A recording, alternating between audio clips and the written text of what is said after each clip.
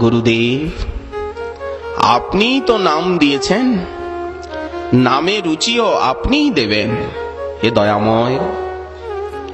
কারণ আপনি ছাড়া দুর্গত জীবের কে আছে? অন্ধ চোখ ঘুচিল যার করুণা অঞ্জনে, অজ্ঞান তিমির নাশ কইল যেই জনে। এহেন গুরুর বাক্য হৃদয়ে ধরিয়া অনায়াসে, মহাজন বলছেন অনায়াসে, বিলম্ব হবে না, যাব ভব সংসার তরিয়া। অতএব যিনি নাম দিয়েছেন, নামে রুচি কি তিনি দিতে পারেন না? অযাচিতম হেন পতিত হেরি যো পহু, যাচি দেওল হরি নাম। কিছুই তো জানতাম না, হরি নাম কি, ধাম কি, বৈষ্ণব কি, বিগ্রহ কি, গ্রন্থ কি, ভক্তি কাকে বলে, কিছুই তো জানতাম না। কৃপা করে প্রভু আপনি জানিয়েছেন হে দয়াময়। এ অপার করুণা বারিধি শ্রী গুরুদেব, আপনার কৃপার দান এই ভজন। সেই মধুর শ্রী বৃন্দাবন যুগল ভজন ধন, মোহে করল উপদেশ। তো যখন আপনি উপদেশ দিয়েছেন, তখন অনর্থ নিবৃত্তি পূর্বক ভজনে আসক্তি আপনিই দেবেন, ওটাও আপনার করুণার দান। এই জন্য সমস্ত প্রার্থনা, আবেদন, নিবেদন শ্রী গুরুদেবেরই কাছে। হে বৈষ্ণবগণ, আপনারা কৃপা করে গুরুভক্তি দিন, আপনারা গুরুভক্তি শিক্ষা দিন, গুরুচরণার বৃন্দে রতিমতি প্রদান করুন মাদৃশ অধম শিষ্যকে। গুরুদেব, কবে মোর সেই দিন হবে? হয়নি, হবে ভবিষ্যৎকাল। মনস্থির করি নির্জনে বসিয়া কৃষ্ণ নাম গাব যবে। ওই যে আমরা বললাম, আমাদের ভজন হই হট্টগোলের নয়, জগতে লোকসংগ্রহ এটিও গৌণ। কারণ মহাপ্রভু বললেন, নিজের জীবনকে ধন্য করে তবে অপরের দিকে তাকাও। আগে নিজের পেট ভরুক, নিজে আগে আরোগ্য হই। ভারত ভূমিতে জন্ম হইল যার, নিজে বাঁচলে বাবার নাম বলে। জন্ম সার্থক করি করো পর উপকার। পর উপকার তো করতেই হবে, ওটা তো মহতের স্বাভাবিক স্বভাব। কিন্তু আগে নিজের জন্মটা সার্থক হবে, তবে তো। গুরুদেব, কবে জীবন সার্থক হবে?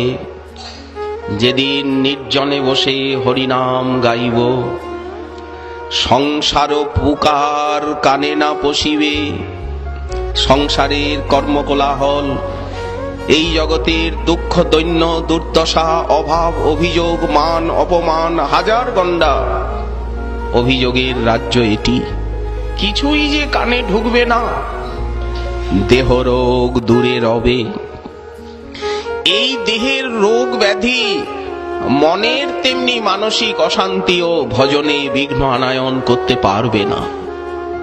গুরুদেব, আপনি যদি কৃপা করেন, কেন অসম্ভব? অবশ্য সম্ভব। হরে কৃষ্ণ বলি গাহিতে গাহিতে নয়নে বহিবে লোর। দিবানিশি গাইব হরি কৃষ্ণ হরি কৃষ্ণ হরি কৃষ্ণ হরি কৃষ্ণ। দেহ পুলকিত হবে, নয়নে অবিরাম বারিধারা প্রবাহিত হবে। দেহেতে পুলক উদিত হইবে, প্রেমেতে করিবে ভোর। নামের ভিতরেই তো প্রেম, নাম পুষ্পেরই তো মধু প্রেম। গদ গদ বাণী মুখে বাহিরিবে, কাঁপিবে শরীর মম। সাত্ত্বিক বিকার এসে ঘিরে ধরবে। ঘর্ম মোহ মোহ বারবার ঘাম বিবর্ণ হইবে স্তম্ভিত প্রলয় সম। এই হরিনামের ফলে ধীরে ধীরে চেতদর্পণ মার্জনক্রমে সাধক এগিয়ে যাবেন নামাশ্রয়ী। নিষ্কপটে হেন দশা কবে হবে, নিরন্তর নাম গাব, আবেশে রহিয়া দেহযাত্রা করি, তোমার চরণ পাব। এখনো দেহাভিমান আছে, এখনো নিদ্রা আহার জগতের ভালো মন্দ জ্ঞান আছে। উঠিয়া বসিয়া শুতিয়া তোমার চরণ চিন্তিব আমি, নাচিতে নাচিতে নিকটে যাইব যখন ডাকিবে তুমি। কি অদ্ভুত কামনা! তব নিজ জন প্রসাদ সেবিয়া উচ্ছিষ্ট রাখিবে যাহা, প্রতিদিন আমার সেইটি আহার হবে। ওই দেখুন কি অদ্ভুত দৈন্য, কি অদ্ভুত মর্মস্পর্শী সেই সাধনানুভূতির বাণী। গুরুদেব, নিষ্কপটে কবে এই দশা লাভ হবে? সকপটে নয়, গোপনে পনে কাঁদবো, লোকের সামনে কাঁদবো না, লোকের সামনে হাসবো। বিষয়ী আমারে পাগল বলিয়া অঙ্গেতে দিবেগ ধুলি। জগতের কাছে সাধু হতে হবে না, সাধু হতে হবে নিজের কাছে, তার কাছে, প্রভুর কাছে সাধু হতে হবে। এই জন্য সতত হরিনাম গাইতে গাইতে যে প্রমত্ত দশা আসে, মহাজন সেই দশারই চারু চিত্র অঙ্কন করেছে।